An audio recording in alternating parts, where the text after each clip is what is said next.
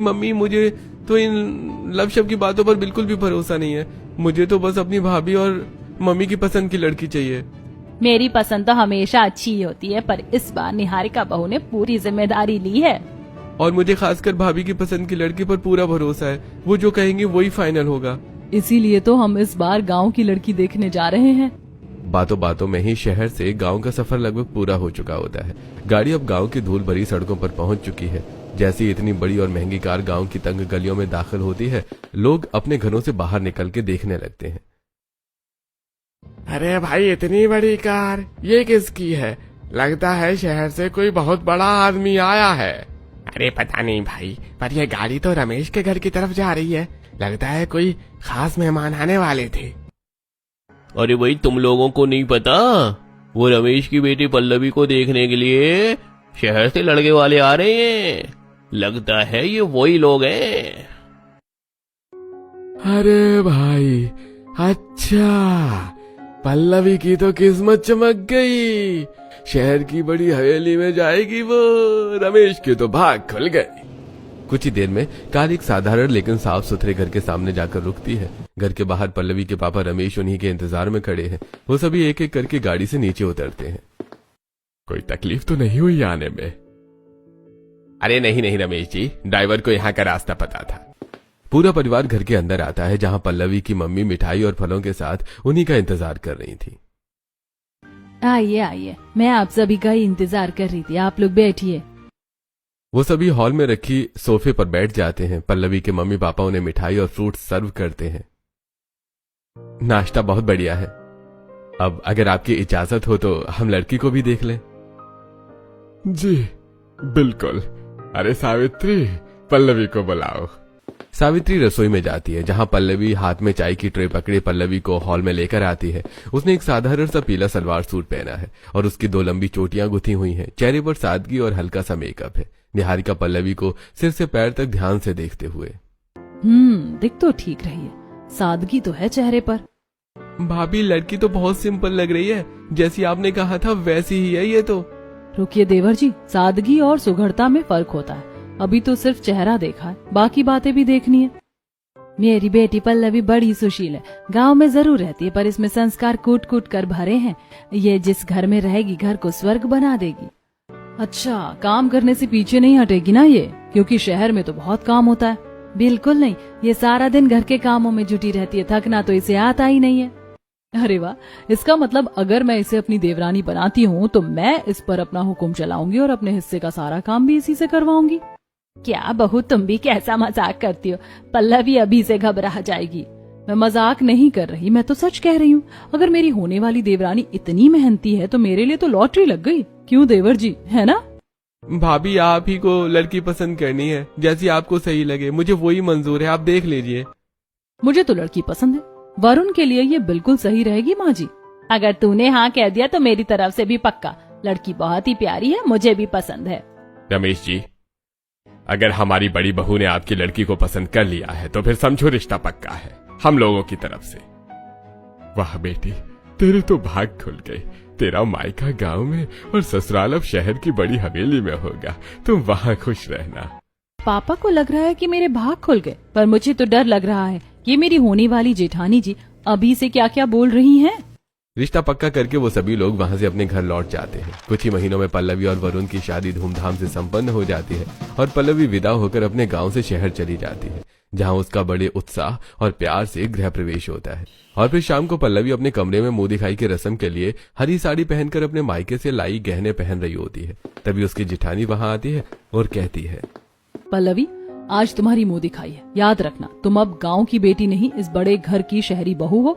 जब मेरी मुंह दिखाई हुई थी तो पूरे मोहल्ले ने मेरी तारीफ की थी। आप तो बहुत सुंदर हैं जेठानी जी, आपकी तरह कैसे लग पाऊंगी? तारीफ मेरी खूबसूरती की नहीं, मेरे सलीके की हुई थी। तुम ऐसे तैयार होना कि मेरी पसंद में कोई कमी ना निकाल सके।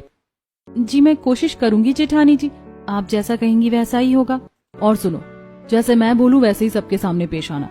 सबके पैर छूना, सबको नमस्ते बोलना और सबको बहुत विनम्रता से पानी पूछना। ये तो अभी से मुझ पर रौब झाड़ने लगी, आगे पता नहीं क्या क्या होगा। मेरी जेठानी क्या करेंगी? निहारिका के जाने के बाद पल्लवी साड़ी और गहने पहनकर हॉल में आती है, जहां मोहल्ले की औरतें जमा हो चुकी हैं। निहारिका उसे दूर से कड़ी नजरों से घूर रही है। पल्लवी घबराहट में सबके पैर छूती है।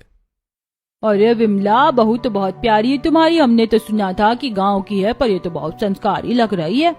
हाँ शांति, लड़की बहुत अच्छी है। हमारी निहारिका बहू ने इसे पसंद किया है। संस्कारी तो है, देख के ही लग रही है। अरे मीरा चाची, मेरी देवरानी की इतनी तारीफ करने की जरूरत नहीं है आप लोगों को। क्यों, निहारिका बहू अच्छी तो लग रही है बेचारी।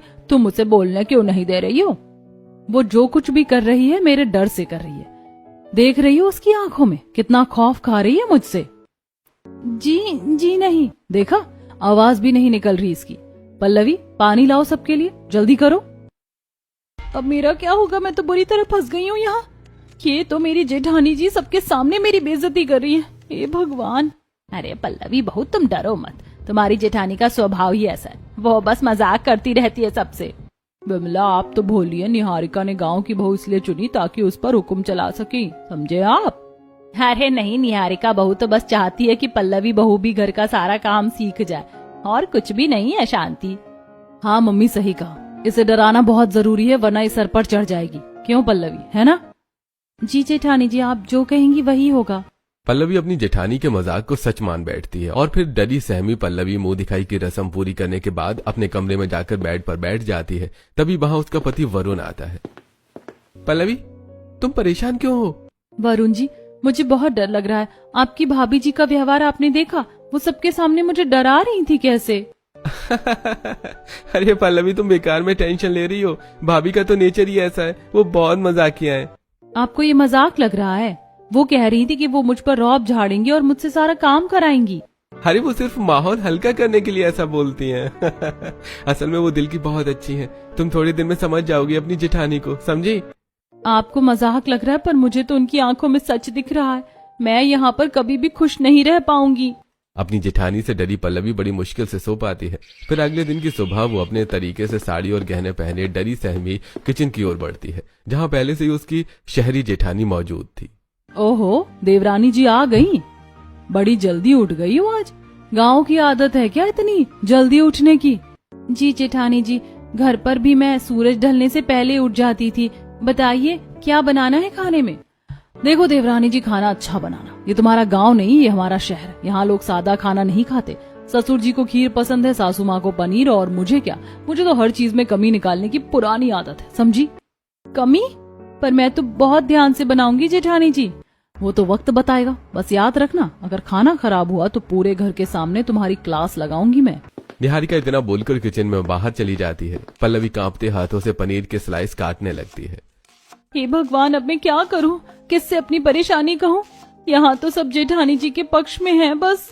अपनी जेठानी से डरी सहमी पल्लवी जैसे तैसे बटर पनीर, खीर, रोटी और जीरा राइस बनाकर हॉल में डाइनिंग टेबल पर पूरे परिवार को परोसती है। अरे वाह, खाने की खुशबू तो बहुत बढ़िया है। पल्लवी बेटा, तुमने तो आज कमाल कर दिया। हाँ, बहुत ही सौंधी महक आ रही है खाने से। हाँ मम्मी, खुशबू तो लाजवाब है। पल्लवी, बहुत बढ़िया खाना बनाया तुमने। ये क्या बनाया है पल्लवी? क्या तुम्हें गांव में खाना बनाना नहीं सिखाया? क्या हुआ जेठानी जी? क्या नमक कम है या मिर्च ज्यादा हो गई? ना मसाले ढंग से भुने, ना सब्जी का रंग सही है, और ये खीर, इसमें तो शक्कर इतनी ज्यादा है कि खाई नहीं जा रही। जेठानी जी, मैंने तो वैसे ही बनाया जैसा आपने कहा था। अरे पगली, देखो तो जरा अपना चेहरा, कितनी जल्दी डर जाती हो तुम।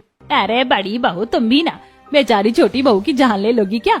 छोटी बहू खाना बहुत ही टेस्टी बनाए, तुम परेशान मत हो। और इतनी जल्दी डर क्यों जाती हो बहू? हाँ पल्लवी, माँ सही कह रही है, ऐसे मत डरा करो। भाभी तो बस तुम्हारी टांग खींच रही है। मजा आ गया। देवरानी का चेहरा तो देखो, कितनी सीधी है ये। मेरा मजाक भी नहीं समझती। ये मजाक नहीं है, मेरा दिल बहुत घबरा रहा है। तभी पड़ोसन शांति और मीरा वहाँ आती है। विमला, आज तुम्हारी गांव वाली बहू की पहली रसोई है ना? हाँ मीरा, बहुत अच्छा खाना बनाया मेरी छोटी बहू ने। खाना तो अच्छा बनेगा ही ना, मैंने जो बनवाया है। मतलब मैंने जो सुना था वो सही है कि शहरी जेठानी ने तुम्हें इसलिए पसंद किया ताकि वो तुम पर हुक्म चला सके, पल्लवी बहू? अरे चाची, आप क्यों आग लगा रही हैं? मेरी देवरानी है, मैं जो चाहूँ वो करवाऊँ। ये चाची सही कह रही है, मुझे यहाँ बहुत संभल कर रहना होगा, वरना मेरा जीना हराम हो जाएगा जेठानी जी के पास। मुझे तो नहीं लगता कि ये गांव की देवरानी और शहर की जेठानी की पटेगी। तालमेल बैठना बहुत मुश्किल होगा विमला। अरे आप लोग क्यों डरा रहे हो उसे? वो दोनों बहुत प्यार से रहेंगी, मुझे पता है। वो तो वक्त ही बताएगा विमला, अभी तो नई नई शादी है, बाद में देखना क्या होता है। पल्लवी की पहली रसोई का खाना खाकर मीरा और विमला वहां से अपने अपने घर चली जाती हैं और सबके खाना खाने के बाद झूठे बर्तन ले जाकर पल्लवी किचन के सिंक में साफ करने लगती है। सच में जेठानी जी मजाक कर रही हैं या ये सब एक चाल है? तभी निहारिका किचन में आती है और पल्लवी के कंधे पर हाथ रखती है। पल्लवी अचानक चौंक जाती है और बर्तन उसके हाथ से छूट जाता है। क्या हुआ पल्लवी, इतना क्यों डर गई? क्या मैं कोई भूत हूँ? नहीं जेठानी जी, बस ध्यान कहीं और था, गलती से गिर गया। ध्यान कहाँ था? गांव में? देखो पल्लवी, ये शहर है, यहाँ बर्तन गिरने की आवाज पूरे मोहल्ले को सुनाई दे जाती है। जी मैं ध्यान रखूंगी, आइंदा ऐसी गलती नहीं होगी जेठानी जी। ठीक है, कल से सुबह 6 बजे चाय तैयार मिलनी चाहिए और हाँ, न्यूज़पेपर भी देवर जी के पास पहुंचा देना। फिर से हुक्म? क्या मेरा पूरा जीवन बस ऐसे ही निकल जाएगा? निहारिका वहां से चली जाती है और पल्लवी बर्तन साफ करती रहती है। अपनी जेठानी से डरी हुई पल्लवी घर का सारा काम अकेले ही करती है। फिर रात के अंधेरे में अपने कमरे में खिड़की के पास खड़ी पल्लवी खिड़की से बाहर देखती है। शहर की रोशनी उसे डरा रही है। माँ, आपने कहा था कि ससुराल में मेरा अपना घर होगा, पर यहाँ तो मुझे सब पराया लग रहा है। वरुण कमरे में आता है और पल्लवी को खिड़की के पास खड़ा देखकर पास जाता है। पल्लवी, तुम अभी तक नहीं सोई? क्या हुआ? तबीयत तो ठीक है तुम्हारी? वरुण जी, मुझे गांव की बहुत याद आ रही है, क्या हम कुछ दिनों के लिए वहाँ जा सकते हैं? अरे अभी तो आई हो, कम से कम घर तो समझ लो। भाभी तुम्हें कितना कुछ सिखा रही हैं। वही तो समस्या है, वो सिखाती कम है और हुक्म ज्यादा चलाती हैं। अरे देखो पल्लवी, भाभी का आदर करना हमारा फर्ज है, वो इस घर की नींव है। उनके बारे में ऐसा मत सोचो तुम। ठीक है वरुण जी, मैं कोशिश करूंगी। अपने पति की बात सुनकर पल्लवी बिस्तर पर लेट जाती है और बड़ी मुश्किल से सो पाती है। फिर अगली सुबह सूरज की पहली किरण के साथ